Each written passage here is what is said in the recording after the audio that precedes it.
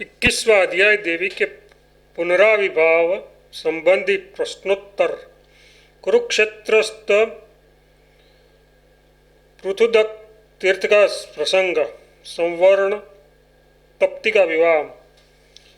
नारद जी ने कहा, ब्रह्मज्ञानी में श्रेष्ठ पुलस्त जी, अब आप देवी की उत्पत्ति के विषय में मुझसे पुनः विस्तार पूर्वक वर्णन कीजिए। उसे सुनने की मेरी बड़ी अभिलाषा है।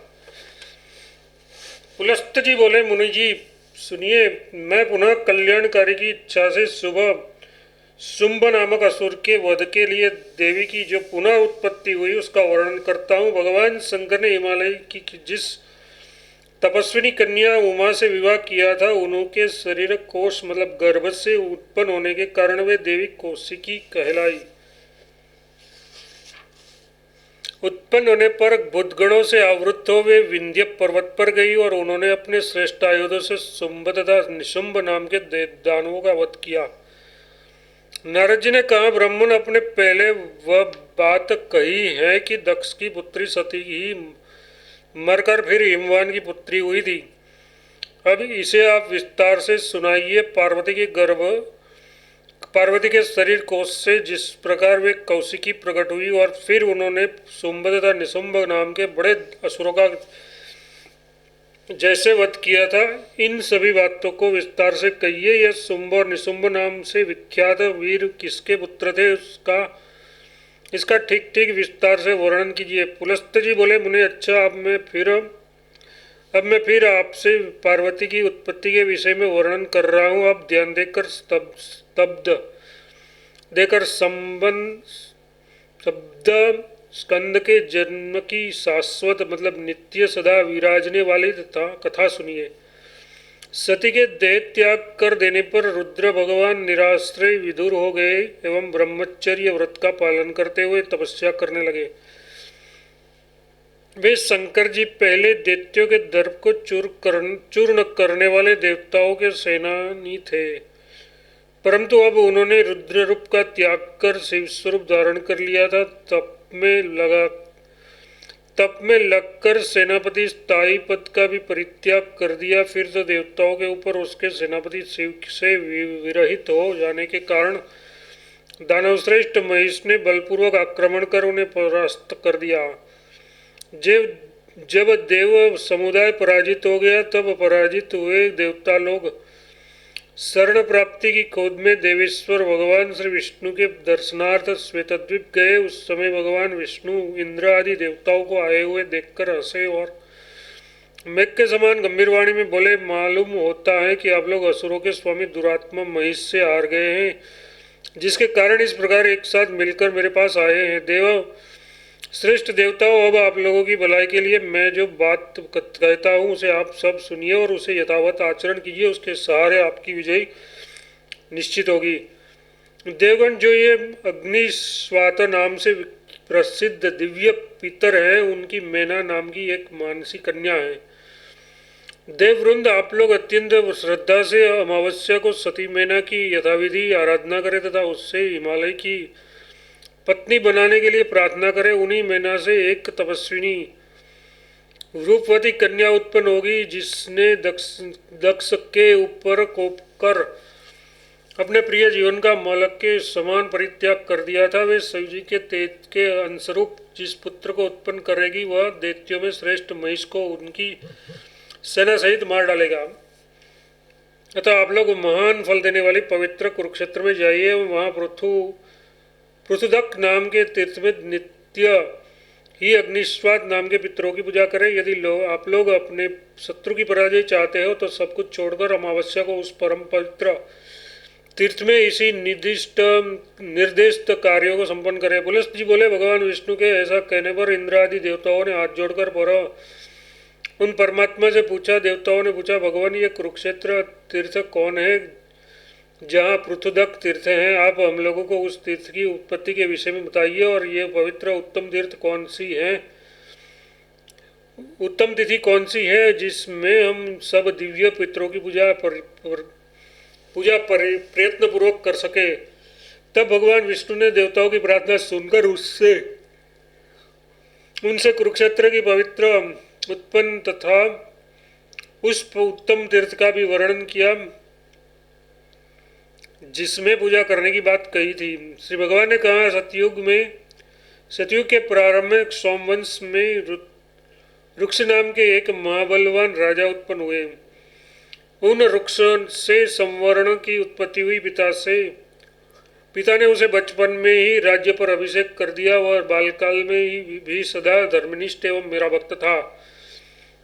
वरुण के पुत्र वशिष्ठ उसके पुरोहित थे। उन्होंने उसे अंगों सहित संपूर्ण वेदों को पढ़ाया। एक दिन की बात है, अनध्याय मतलब छठी रहने पर वह राजपुत्र संवर्ण तपोनिधि वशिष्ठ को सभी कार्य सौंपकर वन में चला गया।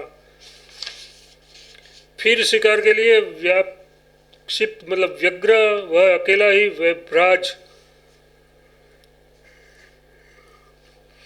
वैभ्राज नामक निर्जन वन में पहुंचा। उसके बाद वह उन्माद से ग्रस्त हो गया। उस वन में सभी ऋतुओं में फल फूलते रहते थे। सुगंधी भी रहती थी। फिर उससे संतृप्त न होने के कारण वह कुतूहलवश वन में चारों ओर विचरण करने लगा। वहां उसने फूले हुए श्वेत लाल पीले कमल, कुमुद एवं नीले कमलों से भरे हुए वन को देखा। अप्सरा एवं देवकन्या वहां सदा मनोरंजन मन बहलावा किया करती थी। संवर्ण ने उसके बीच एक अत्यंत सुंदरी कन्या को देखा। उसे देखते ही वह राजा कामदेव के बाण से पीड़ित काम से आसित हो गया और इसी प्रकार वह कन्या भी उसे देखकर कामबाण से अधीर मतलब मोहित हो गई। काम के बाणों से विवश होकर वे दोनों अचेत से ही हो गए। राजा घोड़े की पीठ पर रखे हुए आसन से खिसककर पृथ्वी पर गिर पड़ा और इच्छा के अनुसार अपना रूप बना लेने वाले महात्मा गंधर्वलोग उसके पास जाकर उसे जल से सींचने लगे। फिर वह दूसरे ही क्षण चेतना में आ गया। तब अप्सराओं ने उसे मधुर वचन रूपी जल से भी आस्वादित किया और उसे उठाकर उसके पिता के घर ले गए। फिर वह राजा अपने घोड़े पर चढ़कर अपने श्रेष्ठ पैठन नगर इस प्रकार चला गया जैसे कोई इच्छा के अनुसार चलने वाला देवता सरलता से मेरु श्रृंग पर चला जाए। वृक्ष के पुत्र संवर्ण ने पर्वत पर देवकन्या तप्ती को सबसे अपनी आंखों से देखा था।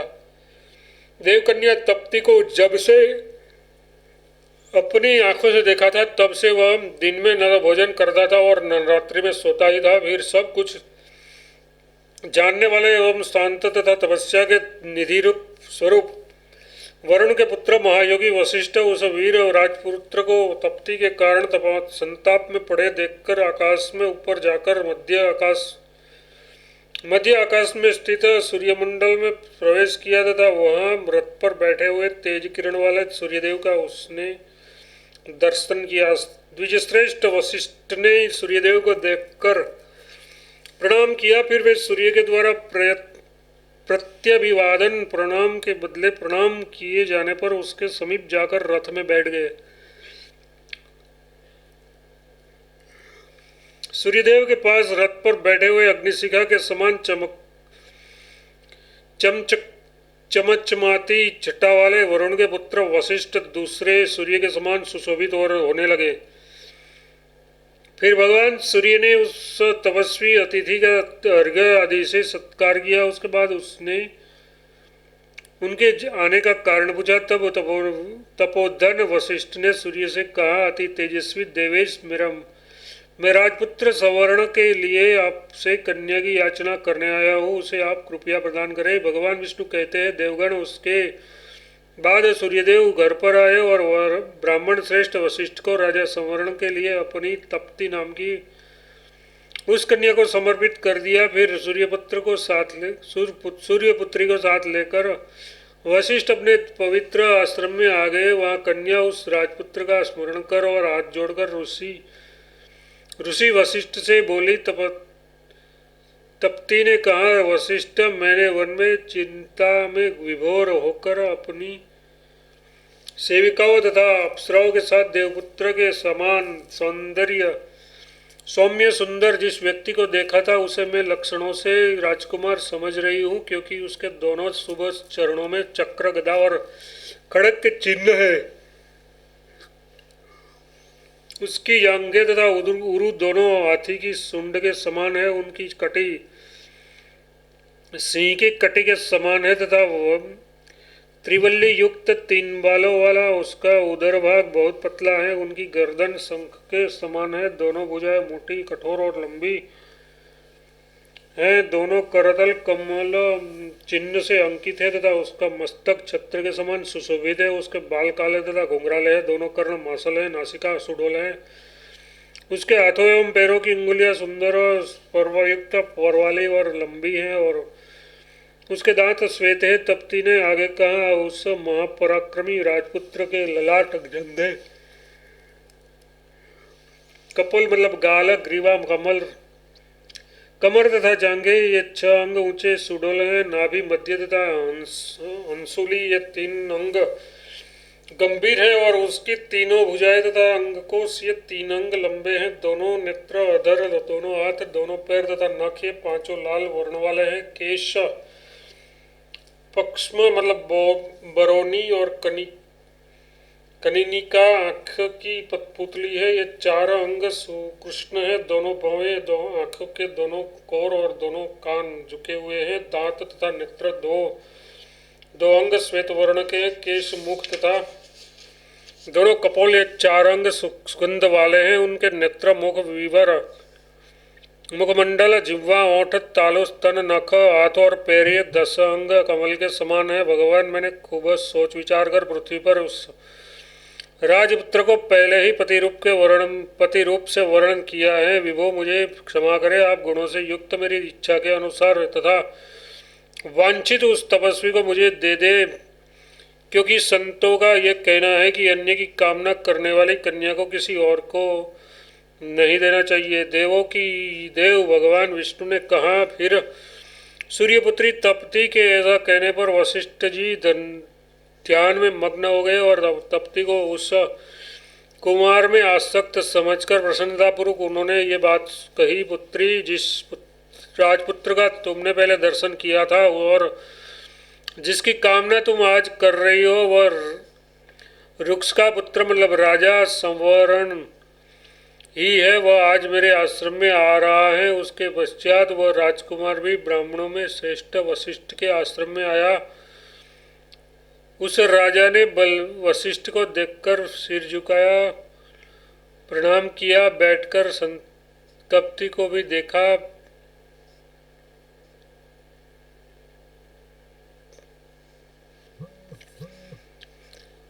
तप्ती को देखकर उसने सोचा कि उसे मैंने पहले भी देखा है। तब उसने पूछा, ब्राह्मण श्रेष्ठ, ये सुंदर स्त्री कौन है? इस पर वशिष्ठ ने राजश्रेष्ठ संवर्ण से कहा, नरेंद्र, पृथ्वी में तप्ती नाम से प्रसिद्ध यह सूर्य की पुत्री है। मैंने तुम्हारे ही लिए सूर्य से इसकी याचना की थी और उन्होंने तुम्हारे लिए इसे मुझे सौंपा था। मैं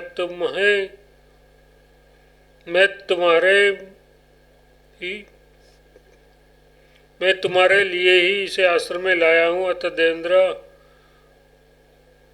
उठो एवं विधिवत इस सूर्यपुत्री तप्ती का परिग्रहण करो। वशिष्ठ जी के ऐसा कहने पर पाणी ग्रहण किया।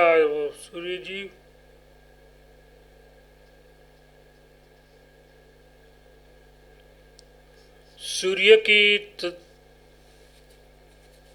की तनया तप्ती भी सूर्य इंद्र के तुल्य प्रभावशाली उस सुंदर पति को पाकर अत्यंत प्रसन्न हुई।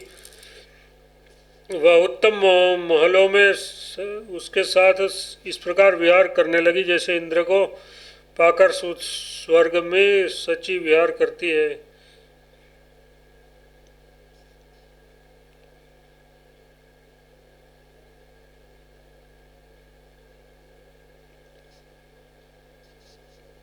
वह उत्तम महलों में उसके साथ इस प्रकार विहार करने लगी जैसे इंद्र को पाकर स्वर्ग में सची विहार करती है। इस प्रकार श्री वामन पुराण में 21वां अध्याय समाप्त हुआ।